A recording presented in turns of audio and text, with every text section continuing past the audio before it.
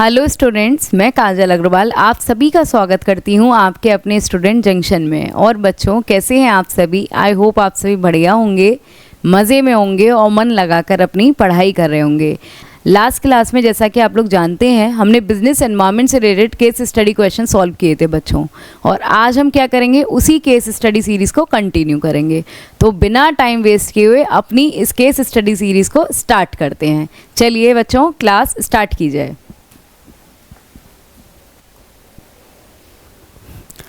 ये है आपका फर्स्ट क्वेश्चन आज की क्लास का। अब हम क्या करेंगे, यहाँ से पढ़ना स्टार्ट करते हैं, क्योंकि ये क्वेश्चन है जो पूछा जा रहा है, केस ऊपर दिया हुआ है। तो चलिए पढ़ते हैं। Identify and explain the dimension of business environment discussed in the above case. इसका मतलब ये क्या कह रहा है कि बिजनेस एनवायरनमेंट जो होता है उसके डायमेंशंस को आप बता दीजिए और एक्सप्लेन भी कर दीजिए कि इसका मतलब क्या होता है। तो पहला हमारा फोकस इस पर है बच्चों कि हमें बिजनेस एनवायरनमेंट के डायमेंशंस को पता करना है। और डायमेंशंस मैंने आपको बताए थे बहुत अच्छे से। जनरल डायमेंशंस जो होते हैं, जो आपको political, economical, social, technological, economical, ये सारे होते हैं। तो चलिए अब हम केस स्टडी को पढ़ना स्टार्ट करते हैं, लेकिन पार्ट्स में। A recent rate cut in the interest on the loan announced by the banks encourage Amit. इसका मतलब बैंक के द्वारा क्या हुआ है, जो लोन दिया जाता है ना उस पर इंटरेस्ट दी जाती है, लेकिन इंटरेस्ट में क्या किया है, रेट को थोड़ा कम कर दिया गया है। इंटरेस्ट रेट जो लोन पर चार्ज की जाती है उसको कम कर दिया गया है, ठीक है।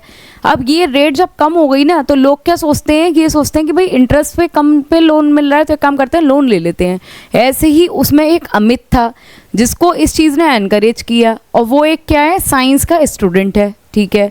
उसने लोन लिया, और वो भी कहाँ से, स्टेट बैंक ऑफ इंडिया से, ठीक है। अभी मुझे ये समझ में आया कि बैंक के थ्रू एक इंटरेस्ट रेट थी उसको कम कर दिया गया है, जिस वजह से लोग लोन के लिए एनकरेज हो रहे हैं। और इसमें से एक अमित है जो साइंस का स्टूडेंट है, और उसने भी लोन लिया है SBI से। क्यों लिया है? ताकि वो उस लोन वाले जो पैसे से एक्सपेरिमेंट कर सके और कार्स बना सके, नई नई जो कार हैं उनको डेवलप कर सके, टू बी पावर्ड बाय, जो फ्यूल को प्रोड्यूस कर सकें गार्बेज से। मतलब एक ऐसी कार डेवलप कर सके जिसमें जो फ्यूल, उस फ्यूल से वो रन हो जो गार्बेज से या वेस्ट से जनरेट हुआ हो। वेस्ट टू एनर्जी आप देखते होंगे, तो उसमें क्या होता है, वेस्ट टू फ्यूल। इसमें वेस्ट से फ्यूल जनरेट होगा और उस फ्यूल से वो गाड़ी चल सके, रन हो सके। ऐसी कार वो डेवलप करना चाहता है। मतलब यहाँ क्या बात हो रही है, पहली चीज़ आपने देखा कि भाई लोन पर इंटरेस्ट रेट कम हो गई, इस वजह से अमित ने लोन ले लिया। लोन लिया इंटरेस्ट रेट कम होने की वजह से। मतलब इंटरेस्ट रेट क्या है एक, चलो हम बात करते हैं। और दूसरी चीज़, पहली चीज़ मुझे इसमें क्या दिखी कि इंटरेस्ट रेट का कम होना और अमित के थ्रू लोन को लेना, पहली चीज़ इसमें ये नज़र आई। दूसरा क्या हुआ, उसने लोन क्यों लिया, क्योंकि वो एक कार डेवलप करना चाहता है जिसमें गार्बेज के थ्रू प्रोड्यूस होने वाले फ्यूल को यूज़ कर कर उसे रन किया जा सके। तो मतलब वो एक कार डेवलप कर रहा है, एक नया इनोवेशन लेकर आना चाह रहा है, कुछ इनोवेटिव अप्रोच है उसकी, ठीक है। Second, he develop such a car, और उसने ऐसा किया भी, उसने कार भी डेवलप कर ली और उसे एग्जिबिट किया एक साइंस फेयर में जो हो रहा था डायरेक्टरेट ऑफ एजुकेशन के थ्रू, और उसको फर्स्ट प्राइज़ भी मिला। तो पहली चीज़ उसमें फोकस किया गया कि भाई इंटरेस्ट रेट कम हुई, उसने लोन उठाया। दूसरी चीज़ उसने क्या, क्यों उठाया, ताकि वो एक अच्छी, एक ऐसी नई इनोवेटिव कार को डेवलप कर सके। तो भाई दो चीज़ें इसमें, दो डायमेंशन थे, और उन्हीं में से आपका डायमेंशन आप निकालेंगे। कैसे भाई, इंटरेस्ट रेट और लोन ये किसका पार्ट है, किस डायमेंशन को अफेक्ट करता है, इकोनॉमिक। मैंने आपको पढ़ाया भी था, हमारी इकोनॉमी की तो डायमेंशंस हैं, ये आर्थिक हैं, ये इंडिकेटर्स हैं जिनको मेज़र किया जा सकता है। तो इंटरेस्ट रेट होती है या उसमें कम होना, लोन का अमाउंट इंक्रीज़ होना, ये हमारी इकोनॉमी को इम्पैक्ट करता है। तो ये फैक्टर क्या हो गया बच्चों, इकोनॉमिक डायमेंशन। और सेकंड वन जो हमने पढ़ा कि एक नई इनोवेटिव अप्रोच को लेकर आना, इसका मतलब आप क्या कर रहे हैं, किस डायमेंशन को लेकर आ रहे हैं इसमें, टेक्नोलॉजिकल।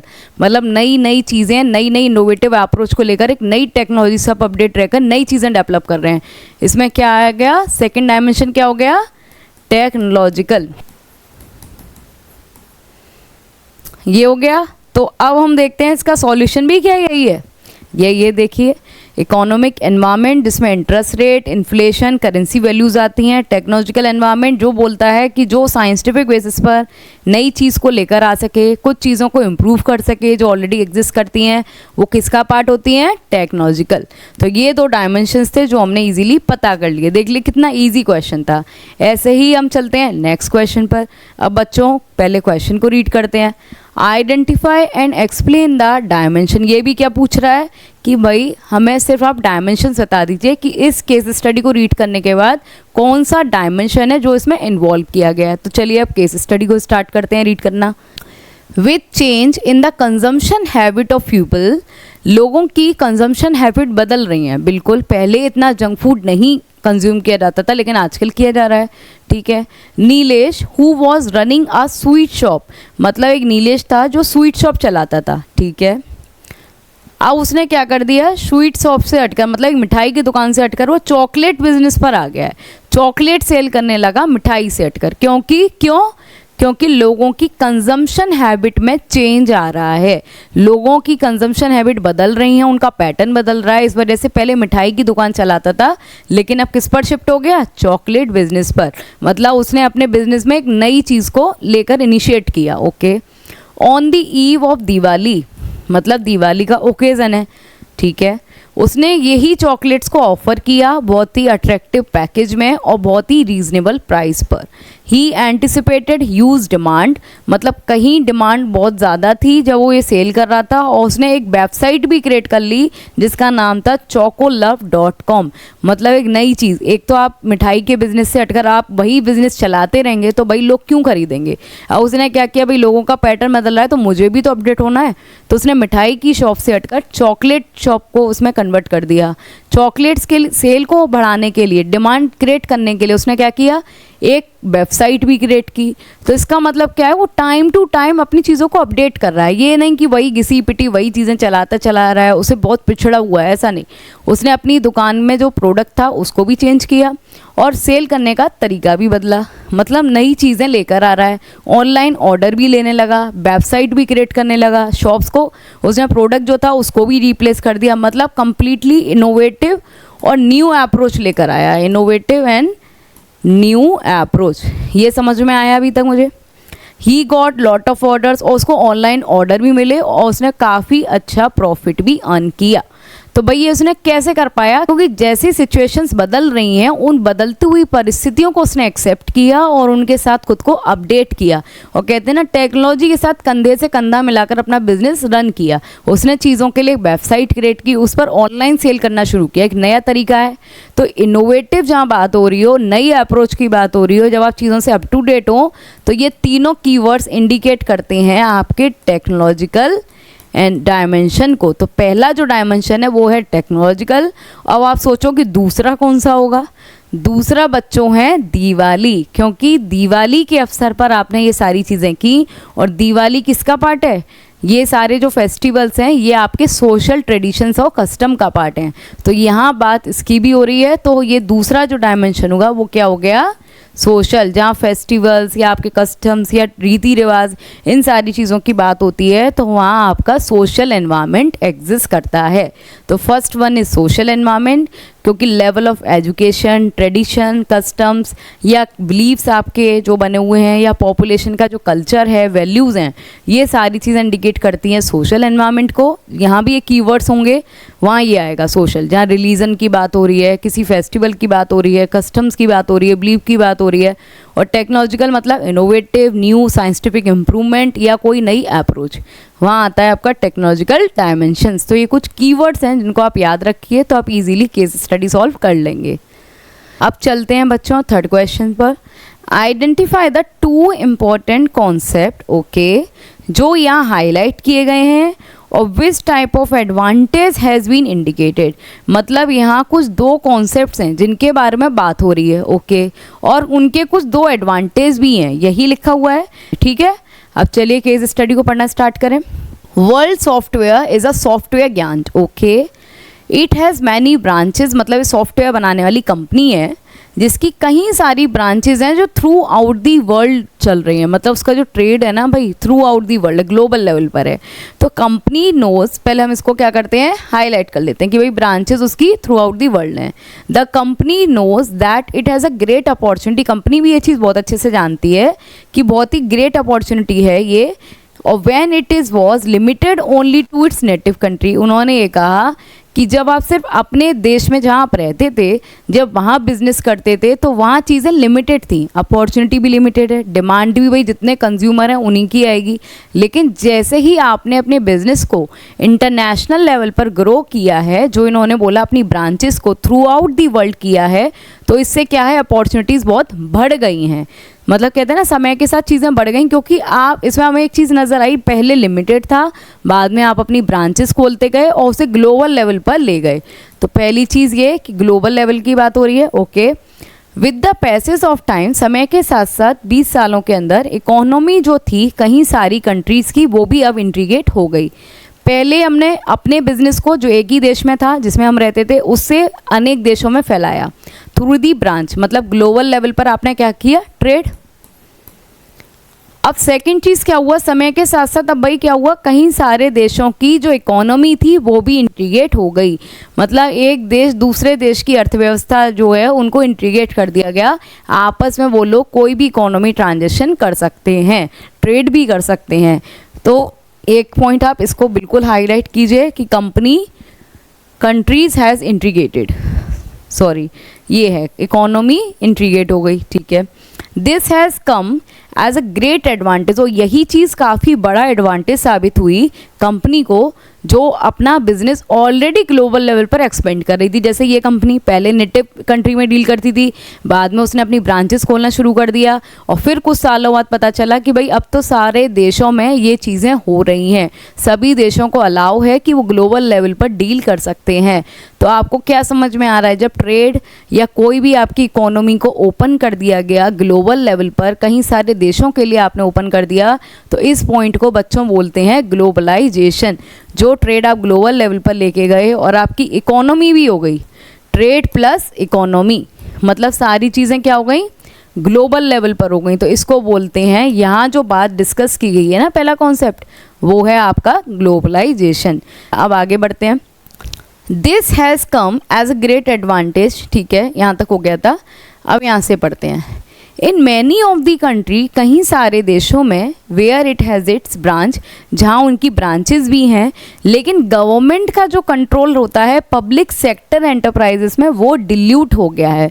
मतलब कहीं सारे देशों में आप देख सकते हैं जो पब्लिक सेक्टर एंटरप्राइजेस होती थी जो गवर्नमेंट के थ्रू रन होती हैं, लेकिन वहाँ भी ये देखा जा रहा है कि उनका ये पार्ट भी डिल्यूट हो गया, मतलब विभाजित हो गया है, बट गया है। मतलब कहीं सारे जो प्राइवेट सेक्टर्स हैं वो उनको परचेस कर रहे हैं, ठीक है। मतलब जो पब्लिक सेक्टर कहते थे ना गवर्नमेंट के थ्रू रन की गई है, उस पर पूरा हक, पूरा पार्टिसिपेशन गवर्नमेंट का है, लेकिन अब क्या हो रहा है ये हिस्सा धीरे धीरे कम होता जा रहा है। कई सारे प्राइवेट एंटरप्राइजेस आकर उन इंडस्ट्रीज़ को परचेज कर रहे हैं, जिससे क्या हो रहा है भाई अब वो पब्लिक ना रहकर किस में कन्वर्ट हो रही है, प्राइवेट में। मतलब इसमें एक पॉइंट नज़र आया कि आप पब्लिक से पब्लिक सेक्टर को किस में कन्वर्ट कर रहे हैं, प्राइवेट में। तो जब पब्लिक सेक्टर को प्राइवेट में कन्वर्ट करते हैं तो उसे क्या बोला जाता है, दूसरा कॉन्सेप्ट यहाँ कौन सा है, प्राइवेटाइजेशन या डिसइन्वेस्टमेंट। तो दूसरा कॉन्सेप्ट बच्चों क्या हुआ ये। अब आगे चलते हैं, यहाँ से पढ़ते हैं। अब one of the major reason, ऐसे बच्चों टिक लगाते जाइएगा ताकि आपको कन्फ्यूज़न ना हो कहाँ से शुरू करना है कहाँ से नहीं, क्योंकि जब एक चीज़ निकल कर आ गई कॉन्सेप्ट दूसरा निकल कर आ गया। अब इसका मतलब जो हमें तीसरा आंसर मिलेगा वो कहीं यहाँ से ही मिलेगा, तो ऐसे आप टिक लगाते रहिएगा। One of the major reason जो था कंपनी की सक्सेस का वो ये रहा है कि role of initiator of the company. जब हम बात कर रहे हैं ना इस कंपनी की, वर्ल्ड सॉफ्टवेयर की, तो इस कंपनी की सक्सेस का जो रीज़न है वो सबसे बड़ा है role of initiator of the company. Company का रोल एज अ इनिशिएटर रहा है। जब ग्लोबल लेवल पर चीज़ें होती भी नहीं थी ना, जब से उसने अपनी ब्रांचेस को अलग अलग देशों में ओपन करना शुरू कर दिया था, इससे ये पता चल रहा है कि उसने नया इनिशिएटिव लिया और it was the first company, ये पहली कंपनी थी जिसने ऐसा कुछ मार्केट इनिशिएट किया था या उसने एंटर किया था। जब कोई भी इंसान कुछ नया करता है, कुछ नया इनिशिएट करता है और उस इनिशिएटिव का उसे बेनिफिट होता है, तो वहाँ उसे क्या बोलते हैं? जब आपने कोई नई चीज़ इनिशिएट की जो आज तक किसी ने स्टेप नहीं लिया लेकिन आपने लिया और उससे आपको बेनिफिट भी हुआ, तो उसे क्या बोलेंगे? पहली बार इनिशिएट करने वाले को बोलेंगे, और उससे बेनिफिट भी रिसीव हो रहा है तो उसे बोलेंगे फर्स्ट मूवर एडवांटेज, कि जो पहले पहुंच गया भाई उसे ही सारी चीज़ें मिल जाएंगी। कहते हैं ना, जो सो गया वो खो गया, तो वही चीज़ है। इसमें बोलते हैं कि जो इनिशिएट कर गया उसे ये एडवांटेज मिल गया। मतलब इसमें तीसरा जो एडवांटेज की बात की जा रही थी बच्चों यहाँ, कि हमने कॉन्सेप्ट पता कर लिए, ग्लोबलाइजेशन, प्राइवेटाइजेशन, और जो एडवांटेज की बात थी वो एडवांटेज है फर्स्ट मूवर एडवांटेज। तो ये बच्चों आपका क्वेश्चन सॉल्व हो गया, कितनी इजीली आंसर निकल गया। अब चलो चलते हैं अपने फोर्थ क्वेश्चन पर। ये बड़ा लग रहा है लेकिन बहुत ईजी है, सॉल्व करोगे तो बहुत ईजी है। Identify 3 impact. अब क्या करो, जो चीज़ आपको पता चलता है उसको हाईलाइट करते जाओ। भाई इसमें क्या बताना है मुझे? गवर्नमेंट पॉलिसी कुछ ऐसी आई है जो बदली है बिजनेस और इंडस्ट्री के लिए। एक गवर्नमेंट ने पॉलिसी बनाई है, देखो लिखा है बिजनेस एंड इंडस्ट्री पे कुछ पॉलिसी थी जिसमें कुछ चेंजेस किए हैं, तो उन चेंजेस के 3 इम्पैक्ट बताने हैं। पहले गवर्नमेंट ने कई सारी पॉलिसी फ्रेम की होती हैं, तो बिजनेस और इंडस्ट्री पे भी फ्रेम की है, लेकिन उसमें कुछ चेंजेस किए गए। अब चेंजेस के बाद आप बताइए कि ऐसे क्या चेंज करने के बाद 3 इम्पैक्ट पड़े, तो ये बताना है। और फिर आपको बताना है इसमें डायमेंशन। 2 चीज़ें पता करनी है, एक तो बिजनेस एनवायरनमेंट के डायमेंशन जो मोस्टली पूछा जा रहा है, और दूसरी चीज़ इसमें बतानी है कि गवर्नमेंट पॉलिसी को चेंज करने पर क्या 3 इम्पैक्ट हुए। तो चलो बच्चों स्टार्ट करते हैं case study. Internet has taken the whole world by surprise. ठीक है, इंटरनेट ने होल वर्ल्ड को बाय सरप्राइज एक तरीके से ले लिया है। ठीक है, government has also been lenient in giving the online companies a chance to flourish in the changing business scenario। मतलब जो गवर्नमेंट है वो भी काफ़ी उदार हो रही है कि जो ऑनलाइन कंपनीज भी आ रही है ना, तो वो उनको चांस भी दे रही है कि आप बदलती हुई सिनेरियो में आपको भी एक चांस दिया जा रहा है कि भाई आप भी अपना, कहते हैं ना, एक हुकुम का इक्का आजमा लीजिए। ठीक है, उन्हें पूरा चांस दे रही है। इंटरनेटर्स online is a entrepreneur initiative. जो एंटरप्रेन्योर इनिशिएटिव हो रहे हैं, मतलब ट्रेड के टर्म्स में जो इनिशिएटिव हो रहे हैं, यंग इंजीनियर्स के द्वारा हो रहे हैं। ज़्यादातर इंजीनियर्स हैं जो यंग हैं, उनके थ्रू नए नए एंटरप्रेन्योर, मतलब एक बिजनेस स्टार्ट किए जा रहे हैं ऑनलाइन, जिसमें बता रहे हैं। ठीक है, company has entered in the domain of providing product online. Company भी एंटर कर रही है कि चलो हम अपने प्रोडक्ट को अब ऑनलाइन देंगे। कहीं नई फॉर्म्स हैं, उन्होंने भी एंटर किया है आफ्टर सीइंग दैम। उनको देखते देखते कहीं और भी फॉर्म्स हैं नई जो एंटर कर रही हैं after seeing them and enter his mode of business, and many of these forms are foreign in origin. मतलब कहीं फॉर्म्स हैं जो उनको देखते देखते वो भी एंटर कर रही हैं कि चलो हम भी सेल करते हैं, और मोस्टली ये फॉर्म्स फॉरेन है, मतलब विदेशी हैं।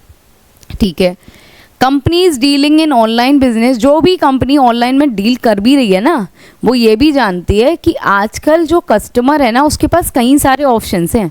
आप ये मत सोचो कि कस्टमर के पास लिमिटेड ऑप्शंस हैं, भाई कस्टमर के पास कई ऑप्शंस हैं। Customer is no more dependent. अब वो डिपेंडेंट नहीं है, अगर उसे कोई चीज़ परचेज करनी है ना, वो ऑनलाइन इजीली उसकी इन्फॉर्मेशन गेट कर सकता है, और उसके बेसिस पर भाई ये कितने में अवेलेबल है, किस प्राइस में दे रहे हैं, तो आपसे लें या ना लें, और क्वालिटी वो क्या दे रहे हैं, हो सकता है आपकी क्वालिटी बेटर ना हो, तो वो ईजिली उन चीज़ों को कंपेयर कर सकता है। तो वो अब डिपेंडेंट नहीं है एक सिंगल कंपनी पे कि आपसे ही खरीदेगा for the product. This has empower. अब क्या हुआ है, ऑनलाइन की वजह से आपको ये बता रहे हैं कि इंटरनेट आने से क्या क्या चीज़ें हुई हैं। मतलब नई नई चीज़ें, एक बिज़नेस स्टार्ट हुआ, मतलब इनोवेटिव चीज़ हुई। ठीक है, लोग बिज़नेस अपना ऑनलाइन प्रोडक्ट सेल करने लगे। ठीक है, कई सारे, एक ने किया तो बाकी सब ने भी देख के शुरू किया, तो एक इनोवेटिव अप्रोच को, पहले तो मुझे पता चला कि एक इनोवेटिव अप्रोच अडॉप्ट किया गया। पहले इनोवेटिव अप्रोच आई जो आ रही है इंटरनेट में। सेकेंड, इन्होंने बोला बेनिफिट। यहाँ से देखा जाए तो कस्टमर का बिल्कुल अलग चीज़ आ गया कि अब कस्टमर डिपेंडेंट नहीं है, कस्टमर के पास कई सारे ऑप्शंस हैं, कस्टमर को एम्पावर कर दिया गया है कि उसके पास कई सारी चॉइस है। रिजल्ट ये हुआ है फ्रेगमेंटेड मार्केट हो गया है, मतलब कस्टमर बिल्कुल इंडिपेंडेंट हो चुका है। तो दूसरा पॉइंट मुझे ये नज़र आ रहा है कि कस्टमर फ्रीडम एक तरीके से, या कस्टमर एम्पावरमेंट आप लिख दो, ये चीज़ नज़र आ रही है। अब आगे बढ़ते हैं, किसके बारे में बात हो रही है, the firm selling with monopoly. और जो मार्केट में सिर्फ मोनोपोली के साथ प्रोडक्ट सेल कर रही थी, are the story of past. अब वो पास्ट की बातें हो गई, पुरानी बातें हो गई, अब मोनोपोली जैसा कुछ रहा ही नहीं है। अगर इंसान एक कोई प्रोडक्ट शुरू करता है तो दूसरा उसको कॉपी करके अपना बिजनेस फिर स्टार्ट कर देता है उसी प्रोडक्ट को सेल करना। तो मोनोपोली जैसा कुछ है नहीं है। प्रोडक्ट जो ऑफर किए जा रहे हैं कंपनी के द्वारा are going through different types of technological changes, मतलब जो भी कंपनी अपने प्रोडक्ट ऑफर कर रही है कस्टमर्स को वो नए नए टेक्नोलॉजिकल चेंजेस ला रही है, मतलब कुछ नए फीचर्स, कुछ नई टेक्निक्स को ऐड करना, कुछ टेक्नोलॉजी से अपडेट करना। तो इसका मतलब वो क्या चीज़ अपना रहे हैं, वही चीज़, इनोवेटिव अप्रोच, ठीक है, नई नई लेके आ रहे हैं। The company are trying to give variety of product जो टेक्नोलॉजिकली एडवांस्ड हो, मतलब यहाँ टेक्नोलॉजी से जुड़ी नई नई चीज़ें लेके आई जा रही हैं। तो इसमें पहला डायमेंशन बच्चों जो मुझे नज़र आ रहा है वो आ रहा है टेक्नोलॉजी। टेक्नोलॉजिकल डायमेंशन तो यहाँ बिल्कुल एग्जिस्ट करता है क्योंकि इंटरनेट के थ्रू व्यापार भी फैल रहा है। Company are trying to give variety of product, ये तो हो गया। इंटरनेट और ऑनलाइन एक फर्म है विच इज़ राइट नाउ, जिसकी हम बात कर रहे थे, वो 200 प्रोडक्ट सेल करती है, जिस कंपनी की बात कर रहे थे। और रिसेंटली वो ट्राई कर रही है कि वो नंबर ऑफ प्रोडक्ट को सोल्ड करेगी, but it realize that many of these product were not allow by government. मतलब एक इंटरनेट और ऑनलाइन करके कंपनी भी है जो 200 प्रोडक्ट सेल करती है ऑनलाइन, लेकिन रिसेंटली उसने ये देखा है कि उसने ट्राई किया कि और भी नंबर ऑफ प्रोडक्ट्स हैं उनको बढ़ा लेते हैं, लेकिन बाद में उसने ये देखा कि मैनी ऑफ दीज प्रोडक्ट, उसके कहीं सारे ऐसे प्रोडक्ट थे जो गवर्नमेंट के द्वारा अलाउ नहीं किए गए। ये देखो, गवर्नमेंट ने मतलब उनको बैन कर दिया या गवर्नमेंट ने उनको इलीगल प्रूफ कर दिया। इसका मतलब क्या है, गवर्नमेंट के थ्रू गवर्नमेंट का इंटरवेंशन आ गया, वहाँ हस्तक्षेप आ गया। तो यहाँ आपकी 3-4 चीज़ें नोटिस वाली थी। पहली चीज़ मैंने नोटिस की कि भाई इंटरनेट आ रहा है, इंटरनेट बिजनेस को ऑनलाइन एक्सपेंड कर रहा है और बाकी सारे लोग भी उसको कर रहे हैं, और जो कंपनीज हैं वो टेक्नोलॉजिकल एडवांस चीज़ें प्रोवाइड कर रही है। तो एक मुझे चीज़ें नज़र आई कि यहाँ टेक्नोलॉजिकल डायमेंशन की बात हो रही है। और दूसरा भाई डायमेंशन कौन सा होगा बताओ, पहले हम डायमेंशन क्लियर कर लेते हैं। तो डायमेंशन एक तो हो गया आपका टेक्नोलॉजिकल डायमेंशन, क्योंकि एडवांस हो रही है, अपडेट हो रही है, इनोवेटिव अप्रोच ला रही है। और दूसरी क्या लगी, दूसरा यहाँ गवर्नमेंट का रोल आ गया बच्चों, जहाँ गवर्नमेंट के थ्रू चीज़ें बैन कर दी जाती हैं या अलाउ नहीं होती हैं। इसका मतलब वो किसके अगेंस्ट होती हैं, लॉ के अगेंस्ट। और लॉ का मतलब क्या है, लीगल एनवायरनमेंट। तो यहाँ जो दूसरा डायमेंशन होगा वो आपका क्या होगा, लीगल डायमेंशन। तो भाई डायमेंशन तो क्लियर हो गए। अब मुझे जानना है कि जो गवर्नमेंट पॉलिसी में चेंजेस हो रहे हैं, मतलब वो नई नई ऑनलाइन बिजनेस को एक्सपेंड करने के लिए बहुत जोर दे रही है, तो उसके 3 इम्पैक्ट बताइए, पढ़ो। पहला क्या पता चला, इंटरनेट आया, गवर्नमेंट ने उनको मौका दिया कि आप अपनी कंपनीज को क्यों ऑनलाइन आप प्रोडक्ट सेल कीजिए। कई सारे यंग इंजीनियर्स ने नए नए इनिशिएटिव भी लिए। कंपनी ने जब प्रोवाइड करना शुरू किया तो कई और भी फॉर्म्स उन्हें देखकर उसमें एंटर करने लगी। उनको देखने के बाद एक के बाद एक उसी ऑनलाइन में मतलब प्रोडक्ट को सेल करने लगी। तो यहाँ पहला डायमेंशन क्या नज़र आता है कि एक ने सेल किया ऑनलाइन तो बाकी सब भी उसको फॉलो करने लगे और प्रोडक्ट को ऑनलाइन सेल करने लगे। इसका मतलब पहले एक था, अब क्या हो गए, कहीं सारे लोग हो गए। तो पॉलिसी में जो चेंज हो रहा है ना, ऑफलाइन से वो ऑनलाइन शिफ्ट हो रहे हैं। तो इसमें एक चेंज ये है कि कंपटीशन ऑनलाइन भी इंक्रीज हो रहा है, नंबर ऑफ फॉर्म्स भी बढ़ रही हैं, उनका बेस बढ़ रहा है। तो पहला जो बच्चों इसमें मुझे इम्पैक्ट दिखा वो ये दिखा कि कंपटीशन क्या हो रहा है भाई, इंक्रीज कंपटीशन, क्योंकि एक के बाद एक फर्म बढ़ती जा रही है। देखो अब आप देखो इसमें क्या बोला कि कस्टमर, भाई दूसरी जो उन्होंने बात की ना कंपनी की छोड़ के, फिर दूसरा है कस्टमर पे, कि कस्टमर के पास अब फ्रीडम है, वो इजीली चीज़ों को एक्सेस कर सकता है, उसके पास सारी इन्फॉर्मेशन है। अब वो डिपेंडेंट बिल्कुल नहीं है, अब वो अपने अकॉर्डिंग चीज़ें ले सकता है, उसके पास कई सारी चॉइसेस हैं, एक ही कंपनी पर अब वो डिपेंड नहीं है। तो भाई इसमें क्या है, अब कस्टमर एम्पावर हो गया है, कस्टमर इंडिपेंडेंट हो गया, मतलब डिमांडिंग हो गया है। तो दूसरा जो मुझे इम्पैक्ट दिखा कस्टमर के रेफरेंस में वो क्या है, मोर डिमांडिंग कस्टमर। तो ये हो गया आपका दूसरा इम्पैक्ट जो ऑनलाइन आने से हुआ है। और तीसरा इम्पैक्ट क्या था, तीसरा आप मिस कर रहे हैं, जो कि है इन्होंने ये बोला कि प्रोडक्ट जो कंपनीज के द्वारा ऑफर किए जा रहे हैं ऑनलाइन वो भी टेक्नोलॉजिकल बहुत चेंजेस के साथ और टेक्नोलॉजिकली एडवांस प्रोडक्ट दिए आ रहे हैं। मतलब ऑनलाइन बिजनेस होने की वजह से कंपटीशन इतना बढ़ गया है कि एक दूसरे से इतनी होड़ लगी हुई है और अपने प्रोडक्ट को सेल करने के लिए वो टेक्नोलॉजीज को अपडेट कर रही हैं। इसका मतलब क्या हुआ भाई, जो आपके प्रोडक्ट हैं, तीसरा इम्पैक्ट ये हुआ, देखिए जब कंपटीशन इतना बढ़ गया, डिमांडिंग कस्टमर हो गए। तीसरी चीज़, टेक्नोलॉजिकली एनवायरनमेंट बहुत तेज़ी से बदल रहा था जिसे उन्होंने अडॉप्ट कर लिया। तो ये 3 क्या थे इम्पैक्ट। जब आप ऑफलाइन से ऑनलाइन शिफ्ट हुए तो कंपटीशन बढ़ा, कस्टमर की प्रेफरेंसेस बढ़ी जिसमें वो बहुत डिमांडिंग हो गए। तीसरी चीज़, आप टेक्नोलॉजी से एडवांस प्रोडक्ट उनको प्रोवाइड कराने लगे। तो बच्चों ये थे आज के केस स्टडी के क्वेश्चंस। अब हम मिलेंगे आपको नेक्स्ट चैप्टर की केस स्टडी सीरीज़ के साथ, जो कि है चैप्टर 4 प्लानिंग। कैसा मज़ा आ रहा है, नहीं मज़ा आ रहा है सॉल्व करने में? आपको समझ में तो आ रहा है ना? अगर बच्चों कोई भी दिक्कत है तो आप जब चाहें मेल के थ्रू या फिर अपने कमेंट सेक्शन में अपनी क्वेरी को पुट कर सकते हैं। आपके डाउट्स को बिल्कुल क्लियर किया जाएगा। तो मिलते हैं हम नेक्स्ट वीडियो में एक नई केस स्टडी सीरीज़ के साथ। जब तक कि बच्चों खुश रहो, मस्त रहो और ऐसे ही हंसते मुस्कराते रहो और अपने माता पिता का नाम रोशन करते रहो और हमारी वीडियो ज़रूर देखते रहो जिसमें आपको डेली अपडेट किया मिलता है। डेली आपको लेक्चर्स प्रोवाइड कराए जाते हैं। तो ठीक है फिर, और हमारे चैनल पर आना ना भूलिए। Where learning never stop. हमारे चैनल से जुड़ने के लिए आपको बस एक छोटा सा काम करना है, चैनल को सब्सक्राइब करना है और बेल आइकन को प्रेस करना है। Thank you.